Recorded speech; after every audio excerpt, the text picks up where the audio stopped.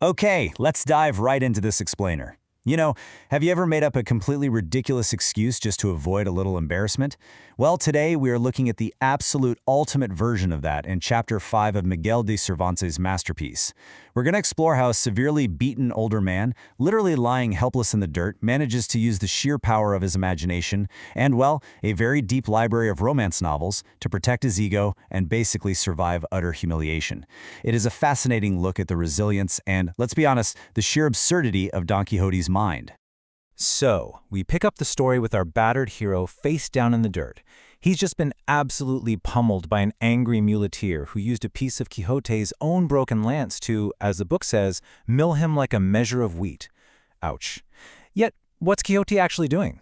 He isn't crying for a doctor. No way!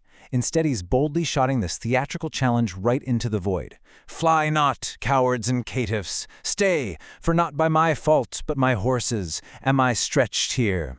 I mean, the guy can't even stand up, but he completely blames his horse, Rocinante, for the fall. He genuinely considers this just a regular knight-errant's mishap. It's this beautifully pathetic scene that perfectly sets up the psychological gymnastics he's about to perform for us. Which brings us to part 1, the fallen knight. Since he's unable to physically move, Quixote has a big problem. His body has completely failed him, right? So he has to find a way to cope with the severe pain and utter immobility. Because he can't rely on physical strength, he retreats entirely into the comforting realm of romantic chivalry. Just look at the hilarious, yet kind of tragic contrast here. On the one hand, we have the grounded reality, a battered, eccentric country gentleman named Alonso Quixada bleeding in the dirt. But on the other hand, we see the delusion he uses to cope. He violently overlays his fantasy right onto the real world, deciding that he is actually the wounded knight Baldwin, left in the forest after a fierce battle. He even begins loudly reciting a tragic ballad directed at his uncle, the Marquis of Mantua, completely immersing himself in the verses just to distract from his own fractured ribs. Let's move on to part 2, Rescue by a Peasant. Because, reality has a really funny way of intruding on fantasy. Enter Pedro Alonso, Quixote's deeply practical farm laborer neighbor. Serving as our unimpressed reality check, Pedro approaches this bizarre scene with total deadpan practicality. First, he pulls off Quixote's battered visor and breastplate, checking for blood or open wounds. Finding absolutely none, he wipes the dust from Quixote's face and instantly recognizes him, addressing him simply as Señor Quixote. He asks what brought him to this sad state, but Quixote? He just keeps right on singing his ballad.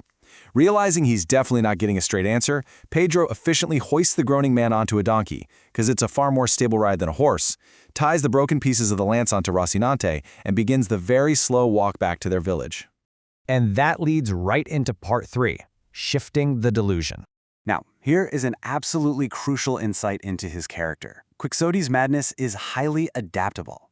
As they walk, the painful jolts of the donkey ride force Quixote to realize he's being led away by a captor. So the story of the wounded Baldwin, it just doesn't fit anymore. But instead of waking up to reality, he seamlessly shifts his persona right in the middle of the road. Forgetting the Marquis of Mantua entirely, Quixote now firmly believes he is the captive Moor, Abendareas. And because Quixote is the captive, he immediately casts the completely baffled Pedro Alonso in the role of his noble captor, Rodrigo de Narvaez. He's literally swapping one cinematic universe for another just to rationalize his current suffering. And honestly, this brilliantly illustrates just how deep Quixote's obsession runs. He doesn't just pretend, he perfectly recites verbatim lines and phrases from a specific pastoral romance novel called The Diana by Jorge de Montemayor. He applies the text to his own situation so perfectly that poor Pedro Alonso is left trudging along, actively cursing his fate at having to listen to such unbearable, endless nonsense on a miserable walk home. I mean, Quixote even updates the text on the fly, declaring to Pedro that the fair Zarifa mentioned in the novel is actually his own beloved Dulcinea del Toboso.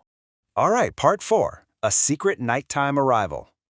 After listening to this endless nonsense for hours, Pedro Alonso wisely waits outside of town until night falls. He wants to avoid the public embarrassment of the villagers seeing their respectable gentleman hoisted over a donkey like a sack of flour. When they finally sneak him inside under the cover of darkness, well, a frantic welcoming committee is waiting. The household is in an absolute uproar over his sudden disappearance. Gathered together are his niece, his housekeeper, the village curate, and the local barber. And get this, Before Pedro and Quixote even step through the door, this entire search party is loudly and angrily cursing his chivalric books. They are rightfully blaming this towering stack of fantasy literature for completely rotting Quixote's brain. Which brings us to part 5, the 10 Giants. So Pedro brings the battered knight inside, and the household immediately rushes him to bed and frantically searches his body. But surprise, surprise, they find no glorious sword gashes or bloody battle wounds, only massive, agonizing bruises from a deeply humiliating thrashing.